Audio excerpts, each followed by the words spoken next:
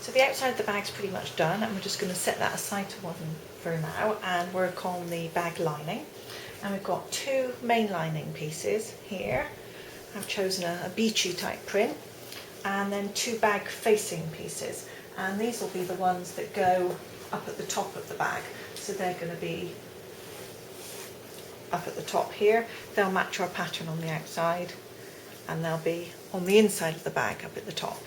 So those will be the top facings. So all we need to do is just join the facing to the top of the lining piece, pin and stitch both of those, and then when you press them open like this, and then just top stitch along this edge, and that will be those completed. And then we'll have a look at joining them and boxing up the corners. So our linings have been put in place, the facing here and the lining panel, and I've ironed the seam allowance up towards the top and just done a line of top stitching along here to make that look nice and neat on the inside. And now it's time to think about boxing the corners for the lining too. So I've drawn a 3-inch square just here at the bottom, and also on this other side and on the other piece. I'm going to cut out the 3-inch square in all 4 corners. Then we will put our pieces together. Now if you wanted to add in any slip pockets or zipper pockets, do that to your lining pieces now before you sew them together, because it's going to be much easier. I'm not adding any pockets into mine. I've got my pockets on the outside. So join your pieces matching up the seams here for the facings.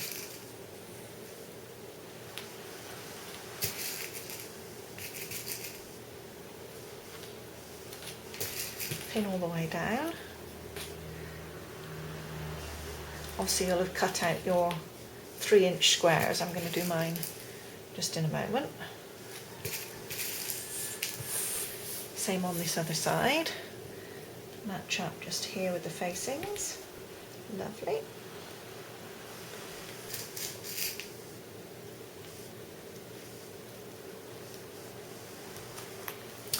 When it comes to the bottom, we will have, of course, our corners cut out just here, but we also need a gap in the bottom of the lining so that we can turn the bag inside out later on. So I'm just going to stitch towards the centre, and then if I put a pin just here in this opposite direction, that will remind me that I need to leave a gap unsewn just here in the bottom of the lining. So once everything's pinned in place, I'm going to cut out these 3-inch corners and sew down the sides and along the bottom, but leaving this part of the lining open. So our lining piece is nearly finished. One more thing to do, just box these corners. So exactly the same as before, pick them up and open them. Level everything out, make sure the seams are matching. Pop a pin.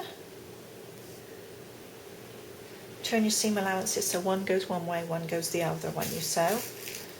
And you'll sew both of those corners, and that will then box the bottom of the bag for the lining panel as well.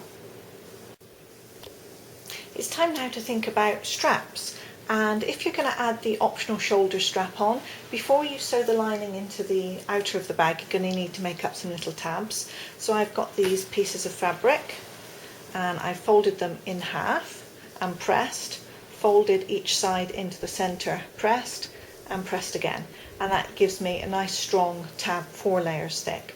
And now I'll just run a line of stitches down this edge and also down this edge, and that will hold those pressed pieces in place, and I'll have 2 of these tabs which I'll set aside, and we'll use those again shortly. Let's have a look now at making the optional shoulder strap for the bag. Now I needed for the strap a piece 50 inches long, and I didn't have enough because I wanted mine to run, the stripes to run this way. So I've got a 36-inch piece and a smaller piece which I'm just going to add on. So I'll just sew those 2 together, right sides together, matching up the pattern, and then once it's pressed it'll be one big long piece of fabric. Now in order to make the closed end strap that we're going to need, first thing to do would be to turn under just a small amount at each end of your strap and press, Once that's done, exactly the same as we did for the tabs. So you will fold the strap in half and press, open out, fold both into the centre and press, and then fold it in half again. And then obviously I've just done that roughly, but these ends will turn out nice and neat, and you'll take it to your sewing machine and sew around all four sides. If you want to, you could also sew another 1 or 2 lines of stitching through the centre of the strap as well, just for a bit of extra strength and for a decorative effect. So I'm now going to go and complete my strap, and then we'll have a look at fitting the hardware for it. So my strap is now sewn and finished, so let's have a look at the hardware that we're going to be using for the bag. I have got a slider, and the slider is going to fit on the strap like this, and this will provide the adjustability of the strap. So we've got the slider part, then we have the D-rings. I've got some really nice D-rings here. These are absolutely gorgeous. Not only are they lovely and smooth, big, shiny, but they've got these removable pins, so they're not fixed, which means that I can sew my tabs in place, and then I can put the D-rings on afterwards. If you don't have the removable pin, you'll need to remember to put your D-ring in place as you sew on your tab. And then I have these snaps, and these are going to snap onto the end of my D-rings like this, and the other end will be attached to my strap, so it will be attached to the bag like this, and then obviously you can remove the strap when you're not using it. So let's have a look at how we're going to start to assemble the strap. We've got the slider in place to start with, and if your strap has a right side or a wrong side, consider that now, because you'll want to put this to the underside. So give yourself enough room on the side of the slider just here to be able to get your presser foot. So probably I'm going to put mine about 1 inch, something like that. And then if you have some rivets or some studs or something, that would be really nice. You could put them through, it'd be better if I had it in front of the camera. You could put them through here, and that would hold that in place really nicely. But I'm just going to sew mine, so I'm just going to put a couple of lines of stitches just through here, and that will hold that slider in place. So that's the slider now sewn on. The next thing to do is to put on one of our hooks. So I'll slide that on the other end of the strap. That can just sit there temporarily. And then if we turn over to the wrong side of the strap, and I'm going to feed this end back through our slider and out the other side. And as you pull through, this is obviously the adjustable element of the strap, and down here we've got our one clip, then the adjustable element, and then we add the other clip up at this end, all the way up, like that, and then fold this to the inside, and we'll sew that in place in the same way that we did for the adjuster just here. And then that will be our adjustable strap ready.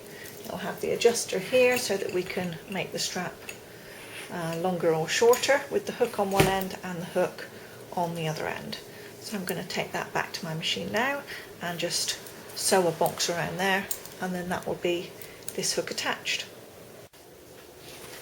So now our strap's completed, it's time to start putting the bag together. So we've got the lining of our bag, we've got the outer of the bag, we've got the strap, but the strap's going to sit to one side, and we've got the little tabs that we made earlier that the strap is going to attach to.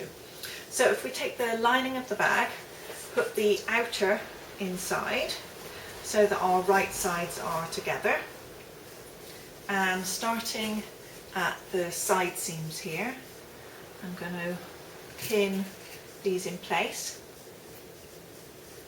Okay, that looks good. And I'm going to pin all the way around the top of the bag so that the bag and the lining match. Check that everything fits nicely. Make sure this side seam meets up here. Beautiful. Keep the keep the top even as we go. And once everything is pinned in place, we need to give thought to these tabs. Now normally we would put the tab in this way so that it was equal or level here with the side seam, but our bag is going to be expanding, so it's going to fold at this point, so we don't want to put it right there. So I think the best place is for us to put it on the right side of this center seam. Now think about how deep we want it. We've made the tabs quite long so that they're nice and easy to handle, but in fact I don't want this much of my tab sticking out. I probably only want about an inch coming out at the top. So if I have an inch plus a half an inch, say, for my seam allowance, I'm going to pop this down inside and probably do it about there. Try and even it up. So I think about here.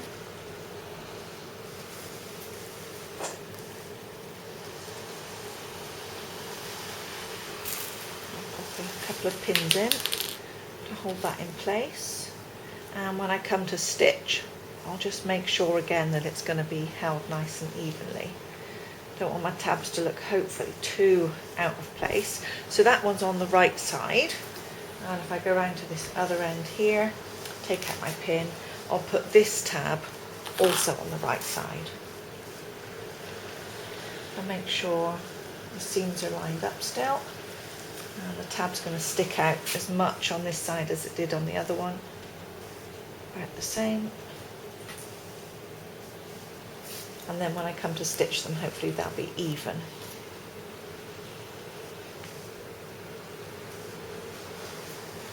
Okay, so now the top of the bag is pinned and my tabs are in place with my D-rings. So I'm going to stitch around the top of the bag, the lining and the main fabric together, all the way around with a ½ inch seam allowance.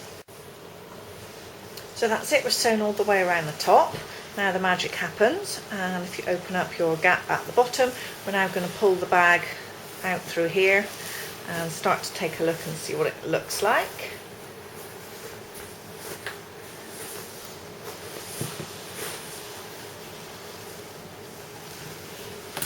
Okay, so I'm just going to level mine all out, push out the corners, take it to my ironing board and give it a press, and then we'll take a look at the bag.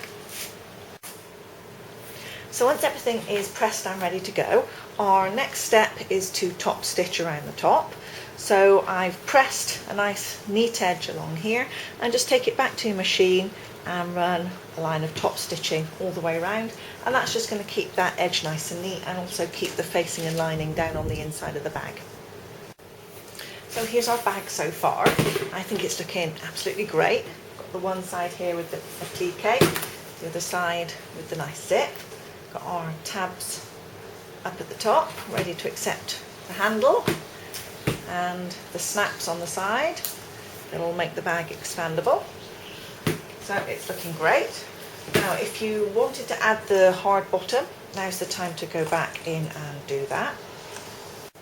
So you can add the hard bottom in through that gap in the lining. So if we open up, that gap is still there, and we can pull this out and put the bottom back in place. And you can get your hand down in there and make sure that the bottom is going to be in the right place.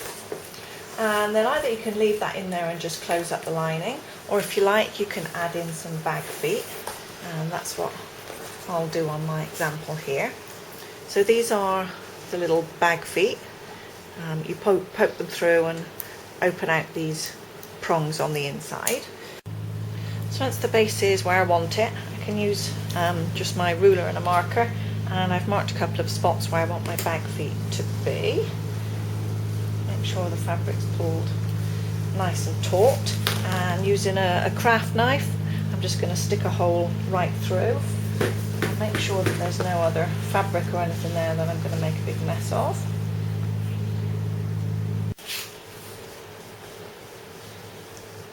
So make a hole, make a mark where you want it to be, poke through with your craft knife, so you go through the fabric and through the hard base, and then pop your bag foot on, open up the prongs on the inside, and then your hard bottom and your feet are safely in place.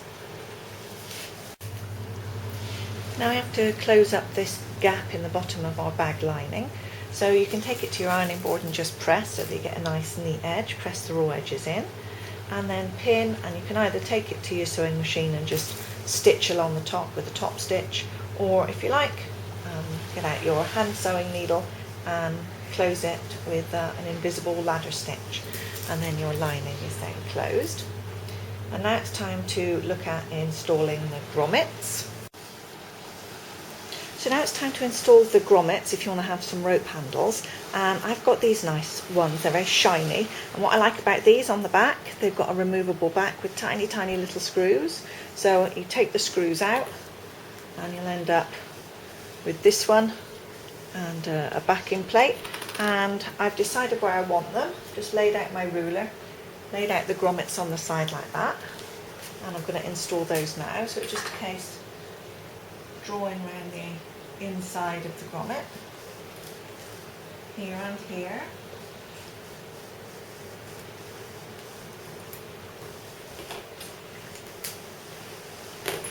And now I need to cut through.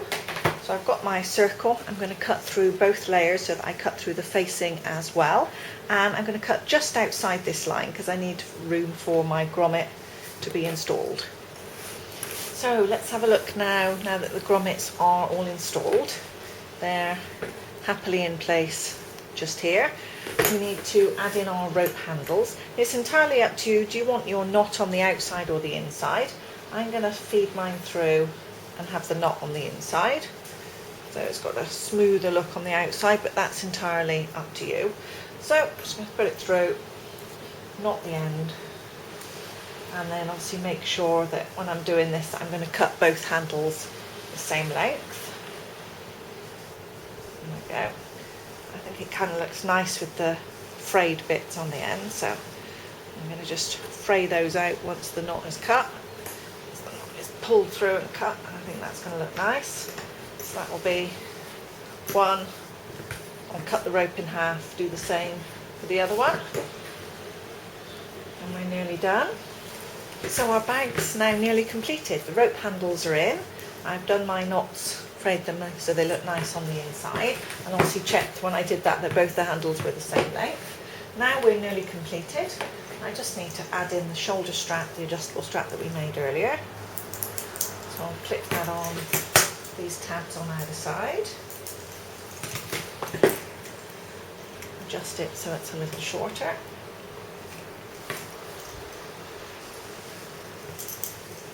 Something like that. And our adjustable nautical tote bag is now completed. It's got its rope handles, the adjustable shoulder strap which you can clip on and off, and the expandable sides so that you can keep it a little neater when it's not got so much in, and expand it out later on to give yourself a lot more space. Thank you very much for following along at this tutorial. You can download the pattern at So Easy, and I hope you'll take a look there and see what other interesting things you might find. Thank you for watching.